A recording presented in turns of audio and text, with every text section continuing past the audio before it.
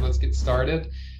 So we wanted to talk about inspections. It's something that someone else had asked us to talk about, and it's such a good topic that it would make sense to do it multiple times. But yeah, this is a fun one in my eyes because you and I, we totally understand each other's points, but we come at it with a different purpose. We kind of have different perspective on kind of how to use this to your advantage and what is the preference generally.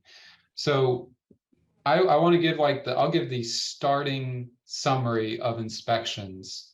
Thank God mine's right. Yeah, obviously. So we've got two contracts that we have to worry about in Southwest Florida. We've got the NABOR contract and we have the FAR-BAR contracts. And within those different forms, there are actually two versions of each. There is the NABOR as is and the NABOR standard. You have the FAR-BAR as is and the FAR-BAR standard. So you have to kind of get that out of the way first so that you can understand this generalized term of inspections. So, all right, Dad, with that as the precipice here, let's talk about the as-is contracts first. The as-is in most, I think these contracts do themselves a disservice just by the name, because a lot of people who don't know any different, they say, well, as is, that means you can't ask for repairs. You can't do inspections and then ask for repairs. But that's not true. I mean, I always define it as maybe it should be called the as is with the right of inspections, something like that, because that's exactly what we would recommend. Right. So Absolutely. We would suggest you build in 10 days or 7 days, 15 days to do all your inspections, because you have the right to terminate within that time period for any reason. The sellers will work with you usually, right? So buyer does their inspections and then reaches out to the seller saying, hey, we didn't realize that the roof was leaking. We want a credit, or we want you to fix it. And if the seller were to say no, what happens, Dad? Well, if the seller says no, and it's a defect as defined in the NABOR contract. Well, this is as is, remember? Oh, so, the buyer has the right to cancel. The buyer doesn't even have to give a reason. They could. Buyer doesn't need a reason. So FAR-BAR or as is, buyer doesn't need a reason. If the seller is unwilling to fix the roof leak, buyer can just walk away. They terminate and they get their deposits back. It doesn't make them whole because they've wasted a week doing this. They've spent money on inspections, but it does get their deposit back. And so for that reason, it's really easy. It's a free look. Buyer can terminate for any reason, as long as you terminate within your inspection period. And that is a distinction I want to make sure that people are aware of, because under the NABOR standard contract, you have an inspection period and then you have an election period. Dad, how does that work? Under the standard one? Standard NABOR, you have your inspection period. That's when you can do all your physical inspections. And then the buyer has 5 days, is it, to do their election? Yeah, the inspection period is 5 days. Then the buyer has 5 days after the inspection period to make their election. And then the seller would have 10 days to respond. 10 days to respond. And if the seller fails to respond at all, and the request included something that would be considered defective under the contract, or the seller counters, or just flat refuses to fix the leaky roof, for then the buyer has 5 days to cancel.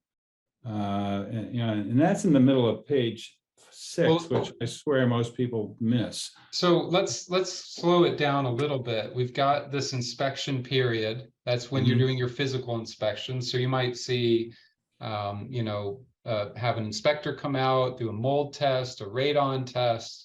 Right. If it's a single family home, they might do a roof survey or roof inspection. They might do a survey. I've even had clients do like a sewer inspection, things, it runs the gamut. You might even look at, there was like a propane tank, you might have that inspected, or septic system, you might have that looked at. And those are all potentially individual inspections, but you'd get all those done during your inspection period. So if you negotiated a 10-day inspection period under a NABOR standard contract, you get all that done in that 10 days. And then you have 5 days to make your election. So you have your election, and in that election period, what can you ask for, Dad? Generally, what is it that we're allowed to complain about? I tell buyers you can ask for anything, but I prepare them by saying this is what you're entitled to under the contract. You can ask, I mean, a lot of times you can ask for something and get it, even though the contract says the seller doesn't have to provide it. Sometimes people are nice, or sometimes the listing agent or the seller just doesn't understand the contract. So like, we might ask for a new air conditioner when the leaky air conditioner, which is 10 years old, needs to be repaired or replaced. And we might actually get it, but I prepare my buyer by saying, you're not entitled to a brand new one in line 315 of the contract, but hey, let's ask. Doesn't hurt to ask. If you don't ask, you don't get. Right. So we have this inspection period. It says that we can look for, let's see, to have the following inspected at buyer's expense: the property and all appliances and equipment. Number two, where'd number two go? Radon. Number 3 is lead-based paint. Right. Number 4 is termites. Number 5 is air service, dust, and or accepted industry sample, basically mold. Number 6, existence of any open permits. So permits are part of this inspection period as well. All inspections shall be non-invasive, shall not entail any perforation or removal of structural material. That makes sense to me. And this is the important part is, and this is the distinction that you're making. You can ask, but really the only thing that we're allowed to use in this contingency, this inspection contingency, is looking for defective items. Right. So except to as any defective inspected items disclosed to and acknowledged by buyer prior to buyer's execution of any offer. Basically, if there was a seller's disclosure saying that the microwave doesn't work, you can't then claim that it's a defect. These are things that are supposedly like a surprise to the buyer upon doing their inspection. If any inspections conducted during the inspection period reveal the following, so let's look at it. Systems and equipment that are not in working condition. Give me an example, Dad. Working condition would be the one of my favorite is a sliding glass door that is impossible to open. Or impossible to lock. Can't lock it, it's not in working condition. The lock's And broken. or presence of radon gas at or above EPA action levels. Picocuries per liter. Number 3, presence of lead-based paint that wasn't previously disclosed. Number 4, the existence of active termites. Number 5, presence of toxic or pathogenic mold. So give me a quick summary on that. What it specifically says toxic or pathogenic molds. Very few of them, if you read a mold report, will actually define any of these molds as toxic or pathogenic. I mean, the most common, when I'm talking to somebody from up north who just doesn't get this, I'll tell them that the most common one is this Penicillium aspergillus, which comes from plant decaying matter and insect decaying matter. And we're right next to the Everglades, and we're in a semi-tropical climate. So there's a lot of spores floating through the air. And in my experience, a lot of times it's a maintenance issue. Yeah. You do have leaks, it's a moisture thing within the property. And you do occasionally have leaks, but a lot of times it's just, the ductwork needs to be cleaned, the air handler needs to be cleaned, or there's some minor issue. And at your house in Georgia, we had to add extra ductwork, for example, when you had Penicillium aspergillus. Yeah, so this is a big distinction, and both contracts work this way. If it's toxic mold, that's a defect, and pretty much anything else would not be a defect. However, finding Penicillium aspergillus or some other non-toxic mold could lead you to finding an actual defect, some sort of system and equipment that is not in working condition. So really what I still think it's really valuable to do a mold test because it points me in the right direction. You mentioned my house in Georgia. We found Penicillium aspergillus. It was elevated levels, but it's not toxic, but we still wanted to deal with it. So we looked at what could be causing it. The air conditioning needed to be fixed. There was a small roof leak. and the duct work needed to be redone. And so I was able to negotiate with the seller to get some of those things fixed. Most importantly, he agreed to replace the air conditioning and remove all the carpets. So he kind of gave me this clean slate, because my wife and we always had this mantra of clean air, clean water. And I think that makes sense. And you got the UVA lights too, Christian. UVA, I mean, yeah, but he didn't pay for that. We had to pay for that. But you're a then the other wonderful one is parent. any void, expired, issued, opened, or under review, or other building permits which have not been final, completed, or issued certificate of occupancy. This permit thing is a challenge, because it's not a title issue. But it is considered a defect. And so one good reminder for everybody is that if you're used to using a standard contract and you switch over to an as-is, there are no defects in an as-is contract. It's all just what you've negotiated. So if you're not working with someone that's doing permit searches, or you don't specifically make the seller agree to close out a permit, you might be left with buying a house that has an open or expired permit. We had a couple of deals like that, Dad, where like at one of them, it was a very expensive home, maybe $5-6 million. And it was an as-is contract. They negotiated repairs, but they never actually negotiated for the seller to close out an expired building permit. And the buyer got pretty upset about it. She's like, why am I buying this expensive house when we have an expired permit? So luckily the seller and the attorney and we kind of negotiated, and they were able to help us get what we needed. But we were kind of left exposed because we didn't specifically ask for it in an amendment. But under a standard contract, it is a defect, which can be very helpful. This part is interesting. So not later than 5 days after the expiration of the inspection period, that's your buyer election period. That's where the buyer makes their election saying, I want these defects to be fixed. And then the seller has 10 days to respond to that, either saying, yes, I will do the repairs, or I'll give you that credit, or no, I will not. Not later than 10 days, that's through that language is. Then this part I think is the most obviously we're passing over I a lot love of that stuff. line. This is the line that you and I love, Dad, because what it does is it can stop the bleeding and kind of help in negotiating kind of like a reasonable settlement. No cost to repair or replace any systems or equipment item shall exceed the fair market value of that item if it were in working condition. So the favorite example you like to give, Dad, is the 20-year-old water heater.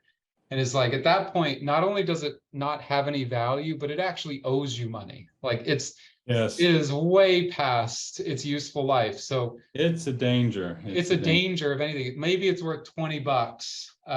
And so, maybe if the water heater is not working, then the buyer really can't negotiate very hard on getting a new water heater. But, and this is the really important part, Dad, is sometimes you have to think outside the scope of the contract, and you have to think a lot more practically. So, Dad, if let's say, I'm buying a house, I'm doing my inspection, you're the seller, and we find that the water heater's on its last legs, and it's actually not, there hasn't been hot water in 6 months. There's penicillin aspergillus everywhere. Right. And I don't know, we could pick something that the air conditioning is not working, whatever. Let's just say it's the two, the water heater and penicillin aspergillus. Right. I can't really ask for much as a buyer. You could look at me and say, nope, not going to happen. Those, penicillin aspergillus is not a defect, and the water heater is worth $20. We'll give you the $20. But it really depends how much money the buyer has down, right? What are you thinking? How do you strategize with a seller on that? I mean, if we're, again, this is the standard contract we're working with. And I always worry about the scrap metal value of some of these components. There's always somebody who would spend something for these things. And then there's a psychology of, gee, maybe I might need the cooperation of the buyer near closing date. I might need to stay an extra day or so. So I always tell my sellers, don't give them zero. That's sort of a slap in the face. Give them something so that, if it were me, I can go to your mother and say, look what I got, versus I got 0, and then I have to listen to your mother's opinion on the whole thing. So give them something, and it doesn't cost a whole lot to say, okay, we're going to go to Royal Duct Cleaning and clean the air handler and the ductwork, and it's $500. So you look like a superstar. You get some goodwill with the buyer. You might need a favor from the buyer right around closing day. So I always try to throw them a bone. I think throwing a bone is really helpful, especially when you're trying to get the buyer to put that second deposit down. So, the first deposit might be $5,000 or $10,000, and the second deposit is $50,000.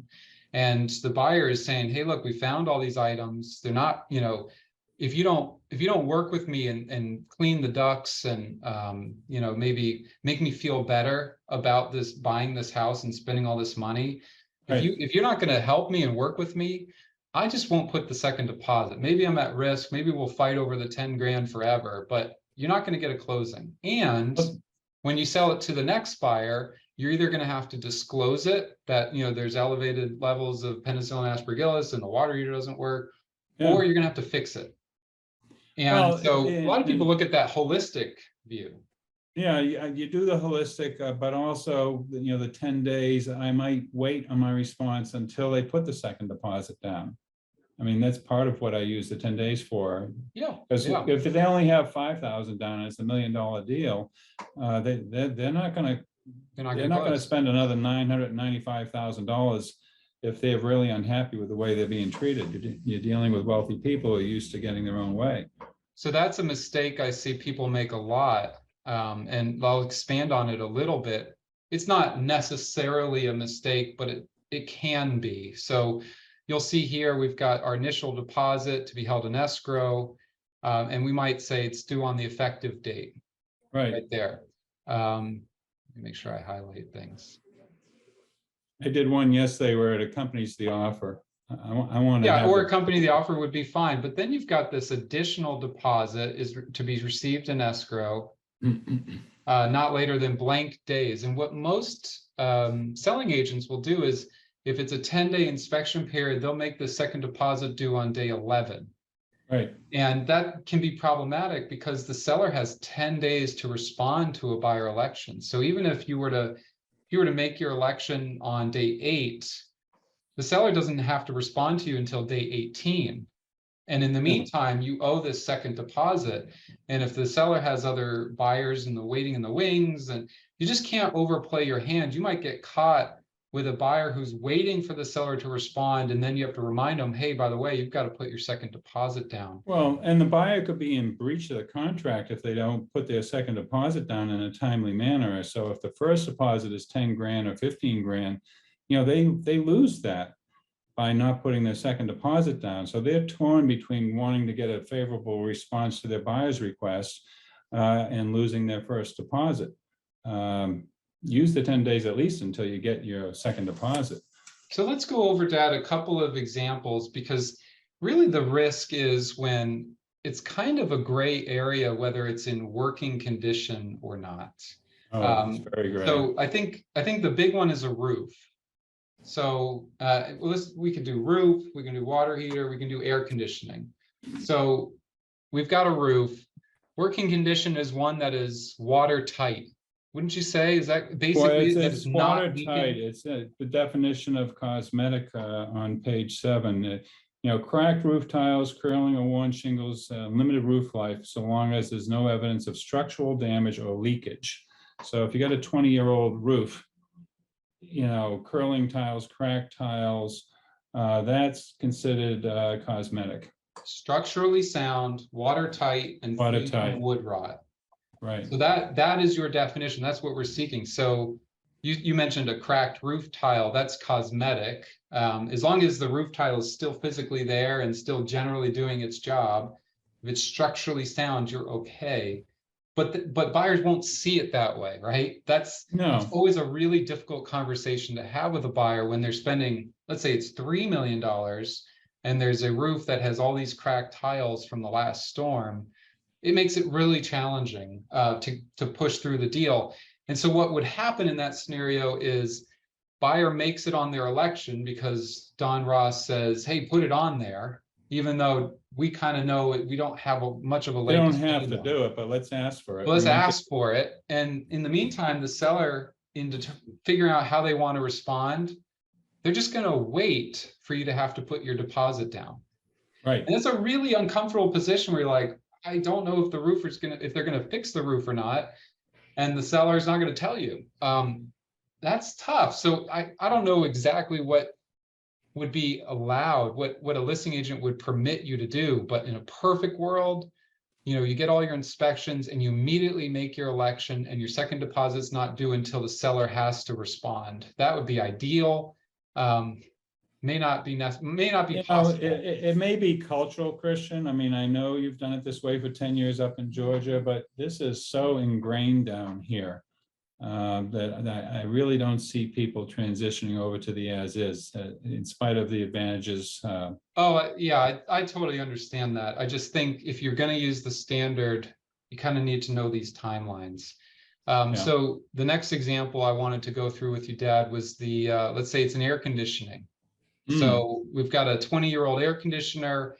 It looks pretty beat up. It's, it's been through a lot of seasons, but it's still blowing cold air. Is that defective, or is that more, or is it not? Is it in working condition? It's in working condition. I had this, was an attorney from Chicago, and I remember it was a $3 million closing, and we were going through the inspection report over the phone, and everything was wonderful. It complied with the contract, but when we got down to the HVAC system, I pointed out to, I'll call him John, and John, the air conditioner is 23 years old. And he asked me, he said, Don, is that a defective item under the contract, or are you just giving me a heads up? I said, I'm giving you a heads up. I don't want this thing to die while you're up in Chicago and then come down here for Thanksgiving and have mold crawling all over the place because your air conditioner died in August. You don't risk a $3 million purchase by having an old, inefficient, they're energy inefficient at that point. So you're in the point where you're talking to the buyer and saying, all right, be practical about your new purchase. Yes, the air conditioning is working, but it shouldn't be for a big red long. flag. It's a The big red flag, and you should invest on replacing a water heater, replacing an HVAC on expensive properties. I thought this was interesting. It's always important to go through this because it always comes up.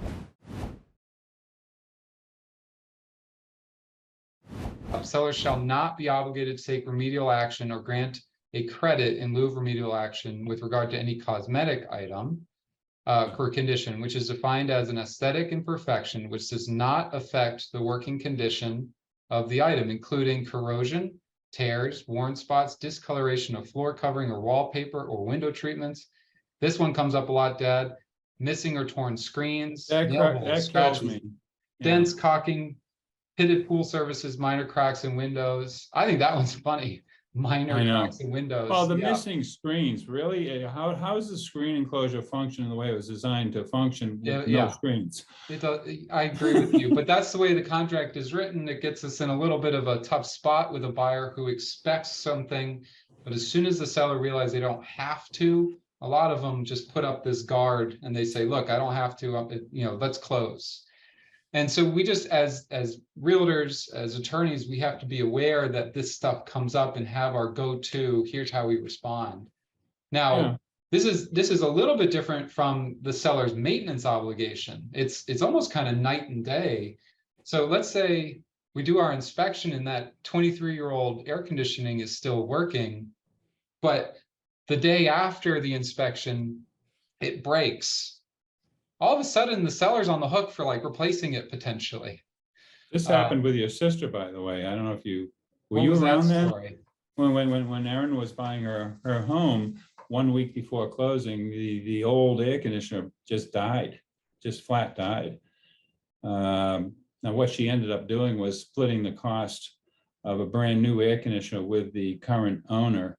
Although I, being her dad, I'm like, you can push him for the whole thing. But your sister is a much nicer person than I am, so she was happy to split the cost of a brand new one. And in regards to this too, I usually push for, ask your inspector to do the walkthrough for you, because they were there in the beginning. And now when they do the walkthrough, they can see, things like this air conditioner that was working in the beginning is not working now. And by falling in that time period, that puts the seller, in jeopardy for replacing the whole thing. Yeah, so it's a bit of a tightrope, but basically, you have to have like a solution available to you if this were to come up. So you're the listing agent, air conditioning were to break, or there's a storm, something happens. What do we do? And you say, well, torn screens are not part of, they're not a defect. They are if it was a seller maintenance obligation. It's all of a sudden you got a new definition. So just be careful before you jump in front of it. Even Dad, you and I will look at the contract before responding a lot of times, because we don't want to, once you say something, the seller never unhears it. And Right. they'll throw it back in your face more often than not, Yes. saying, but you told me. It's like, okay, well, I was wrong. It happens. And then this one comes up a lot, Dad, the walkthrough inspection. A lot of people don't realize that there's actually language requiring or allowing a buyer to do their walkthrough inspection. So buyer or designated representative, that is words, those are words, Dad, that they come up a lot. The Especially inspection when they company want to will bring an do it. inspector. Yeah, if you ask the inspection company that you hire, let's say you pick House Masters and you ask them how much to do the walkthrough, it's probably $150.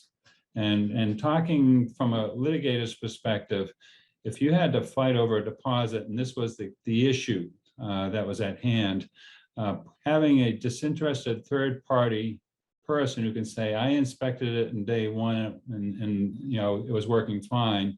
And then when I went, 1 month later, it was not working fine. That person's not a party to the contract. They have no reason to lie. They're licensed in this field. They're a much more credible witness than, say, the seller or the buyer, or the realtors, for that matter. Yeah. They're just a hired hand.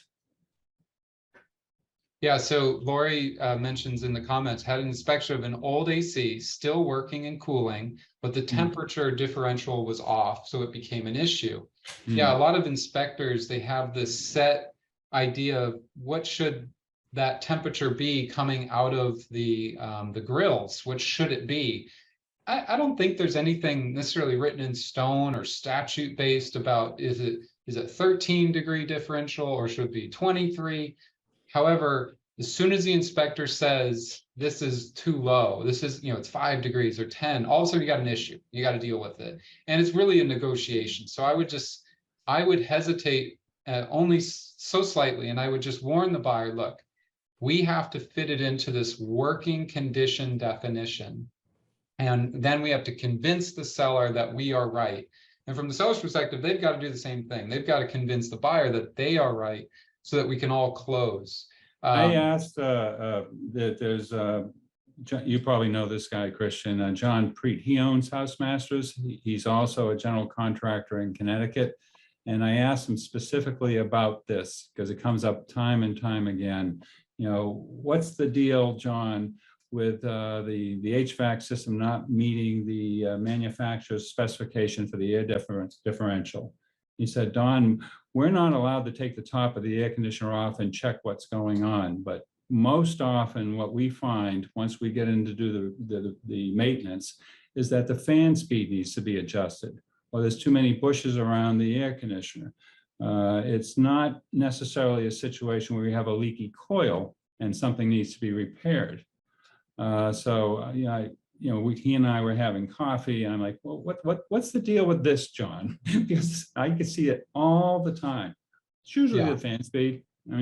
So Lori had a follow-up. She says they even paid for a re-inspection, maybe $150, when this buyer didn't want to and felt it was necessary to examine and verify repairs. Lori, I think that's incredible. My dad's been recommending that for years, especially when you're in between a storm. So let's say you went under contract September 15th of last year and closing was October 15th, getting an experienced person to go up and look at the the joists and the trusses and the foundation to see if there really has been some issues, that's money well spent.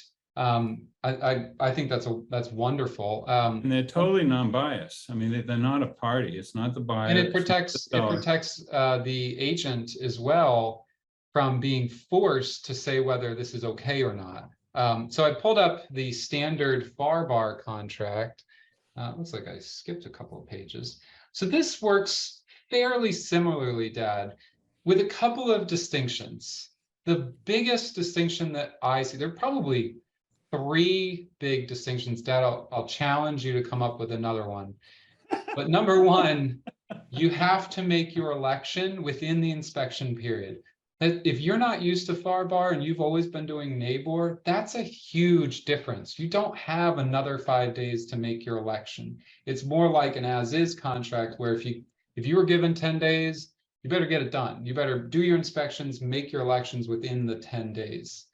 That's a huge distinction between the 2 forms. Number 2, the seller might be obligated to do the repairs. So in a NABOR, Dad used to always say the NABOR contracts they're 2 as-is contracts. They really are, yeah. Because the seller can always say no. Right. It's not an as-is on the buyer's side, but from the seller's perspective, they're as-is contracts. They don't have to do any repair. The worst that could happen is the buyer could terminate and take their money back. But on the FAR bar, it doesn't work that way. What is it, section 9? Let's see if I can find it. 9 is the dollar amounts, the cost, and 12 are the 3 categories. So here's your dollar amount, the 3 categories. You've got seller shall pay, shall pay. You know, the words matter. And when I'm writing special stipulations or amendments or other terms and conditions, I use the word shall or may, and I reference buyer or seller. So seller shall, it's perfect language, pay the following amounts or percentages of the purchase price for the following costs and expenses, up to blank for general repair items, up to blank for WDO, wood destroying organism treatment and repairs, up to blank for costs associated with closing out an open or expired permit. So Dad, we've got, why does it keep doing that? Sorry about that. So Dad, you've got $1 million property. Where were we at? Sorry for the, did I pass it? Yeah, I did. $1 million property. The standard is 1.5 if left blank. And what you've always recommended people do is, you know, if you really want to give the seller options to either move forward or not, you're going to put 0 for general repair items because the seller can always agree if they want, but they'll never be obligated.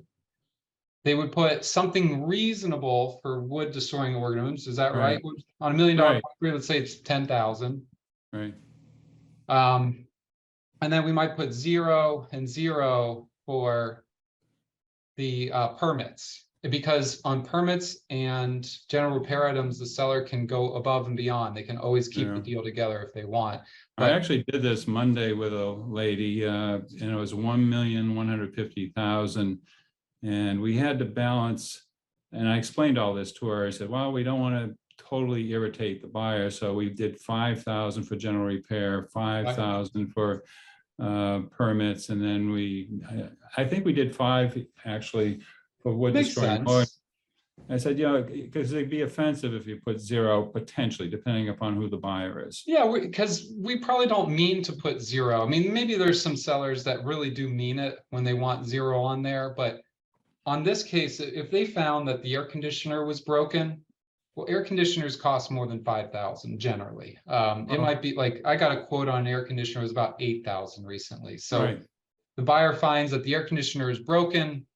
They ask for the seller to repair it. The seller's obligated up to the first 5,000. If they want to go to the 8, they could, but otherwise they're only obligated to the 5, and the buyer can decide if they still want to move forward or not. Yeah, the psychology, as I was talking to the lady Monday, was that here when you talk to your seller, you're eliminating $30,000 of potential exposure. You're not offending the buyer. The seller's retaining some degree of control over the max that they would be obligated to replace or repair. So it's a heck of a lot better than 30,000, 15 Yeah. or 45,000, I'm sorry. Well, and they're not combined. So if it was a $50,000 roof, that's all kept in that general repair items. It's not 15,000 goes towards general repair items. It would really still be the 5. So if they found the roof issue and air conditioning, all this other stuff, but they never found any termites and they never found any permit issues, then the seller's only limited to the 5. So it's not a combo necessarily. Yeah. All right. It's not So the last thing, Dad, for inspections, and we talk about defects, how they describe, they talk about it here, property condition. It's very similar to NABOR, wouldn't you say? The big difference is, what is it? Mold and radon is not There's no part of this mold and contract. radon. There is an addendum now for radon. I'm sorry, for mold. If it exceeds $500, the buyer has a right to cancel. 500 is the default language. Not a big fan of that form, but you could spit and spend $500. Right. So I think what you can do, though, you have to realize that if you're used to using NABOR and you're jumping into a deal that's FAR-BAR, if you're going to use a standard contract, mold, radon are not defects generally. So, but let's look at how they define property condition. Following items shall, mandatory, be free of leaks, water damage, or structural damage. Ceiling, roof, exterior walls, interior walls, doors, windows, foundation. The above items together with pool equipment, non-lease major appliances, heating, cooling, mechanical, electrical, you guys can read it as well as I can, probably better, and shall be maintained until closing in working condition, defined below. They talk about how to do repairs. Working condition means operating in the manner in which the item was designed to operate. Cosmetic conditions means aesthetic imperfections that do not affect working condition of the item, including, but not limited to, pitted marcite, tears, worn spots, or discoloration of floor coverings, wallpapers, window treatments, nail holes, scrapes, scratches, dents, all of those things. Very similar to NABOR, wouldn't you say? Yeah, similar. The working condition addresses fogged windows. They don't discuss that in NABOR, but we always argue under NABOR that would fall under working condition. I think the most interesting line here, 307, cracked roof tiles, curling or worn shingles, or limited roof life shall not be considered defects. Seller must repair or replace, so long as there is no evidence of actual leaks, leakage, or structural damage. I would say, as an addition to that, if I'm the seller and I have an older roof, I need to be very careful about what I'm disclosing, because I can protect myself as long as I'm honest. A lot of people have asked us about seller disclosures and whether you recommend them or not. Some people even asked, do you still need to do it if it's a for sale by owner? And our answer is always the same. Seller's disclosures protect the seller. They are a wonderful tool to limit liability on items like this. We had an issue a week or two ago on MLS. They mentioned that the roof was new, a new roof. In further investigation, it was determined that it was built, I think the roof was installed in like 2018, so 6 years ago. It's newer. It's not a new roof. And the buyer got really upset and the seller had to kind of backpedal. If they had instead just done a seller's disclosure and specified, here's what the date of the roof was, then they have some sort of mitigating evidence to say, yes, we had a poor choice of words. However, we provided the seller disclosure and specified exactly when it was done. But the seller had damage control in that scenario. They had to decide what to do. And they actually asked me, and they did do a seller disclosure in this example. So it was definitely very helpful to the seller to say, look, you can't rely entirely on the MLS. We apologize for the confusion. Here's what we're willing to do. And we gave them 2 solutions. We said, number 1, we will let you terminate and you can take your deposit with you. Or number 2, we'll give you $1,000 credit and we'll move forward towards closing, and please accept our apologies. In that scenario, I think the real estate agent probably had to pay for that, but it was a good solution that gave the buyer this idea of like, oh, the seller's really trying to make this right. It was an innocent mistake. Let's move forward, or I'd rather just move on. I've got a bad taste in my mouth. But you could have gone anyways. I've seen sellers try and force the deal through, which is probably not a great idea. I think if you back someone into a wall, you might get bit. Well, depends on the price too. I mean, if you're involving $1 million in a piece of property, both sides are affluent people and they can afford lawyers, and it ends up coming down to, is this a material misrepresentation in your seller's disclosure? Yeah. Is the roof being a few years older than it actually is material? And do you want to spend all this time and money litigating that? Yeah. So I wanted to finish up with permits, and I'll do a little plug for our offices at Ross Tittle and Ross Law. We do permit searches on every closing. It's something that we connect with the county or the city on every single deal, and we make sure that we understand exactly what it is. And it's for two reasons. Number one, we want to do that extra bit of service for our clients. We think it's a value add. But number two, a lot of our contracts, the standard NABOR and the standard FAR bar, they are a defect. They are something that the buyer can object to. So I want my seller to know about it. I want my buyer to know about it. And something that was issued in 2016 is very helpful, talking about what some of the statuses are on these permits, because it's not exactly what you might think just by looking at the word. So if you look at this one, canceled, permit has been canceled with proper docs provided and no further action needed. This permit is no longer considered an open issue.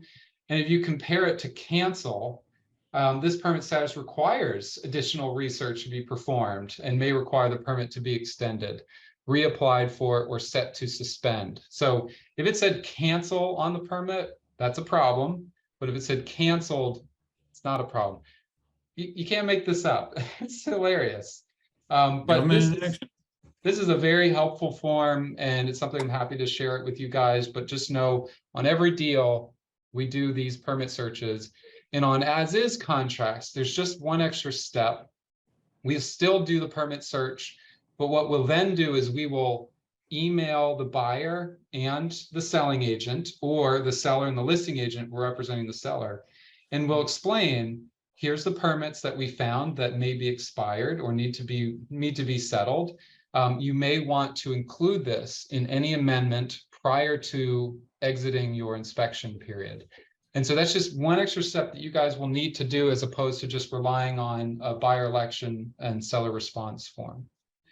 Any last words of wisdom, Dad? Inspections are kind of there sometimes. With the inspections, I always recommend them. I didn't like it when we had the as-is contracts and they put 0 days down, because that affected, it actually hurts the seller when it's 0 days down under the Johnson v. Davis line of cases. Because one of the defenses, seller disclosure rules, not giving them an opportunity to do an inspection could turn around and hurt them after the closing when they find something. I'll tell you, it also can hurt a buyer, because you can't object to permits. So if you've got a standard contract and you put 0 for inspection period, you can't object to permits. So what I might recommend is, let's say you did 1 day, or let's say you did do 0 because you could or you needed to. Right, I would put in other terms and conditions, seller shall close out any open or expired permits, just because you just don't know unless you've already done your inspections. Well, with the permits, I always point out that we have a statute that prevents the county from going, or the city, whatever the case might be, from going against the buyer to enforce this open permit violation. So we got that, but I'll caution my buyer that if it's anything significant, like involving electricity, that you still want to have it checked out by a licensed electrician to make sure it's not a danger. Because if somebody gets hurt, you could be liable for that. And God forbid, it's not as simple as like, did we resolve? Can we object to permits or not? It's more like, well, why do permits exist? It's a safety thing. We want to make sure contractors are being held accountable. And when someone doesn't permit something, there's a potential that there's a safety hazard or a risk. So you just want it looked at. Not all permits are created equal. If it's if it's the sprinkler system or a fence, I don't really care. If it's a whole new electrical panel, I care. That's simple. Yep. Sound good? Awesome. Sounds good. Thanks, guys. Glad that Chris. you were able to join. And if you need to watch any of these videos after the case, just look on YouTube, youtube.com/Christian Ross, and you'll see all our videos. I hope you enjoyed this one. If you have any questions, let us know. Thank you.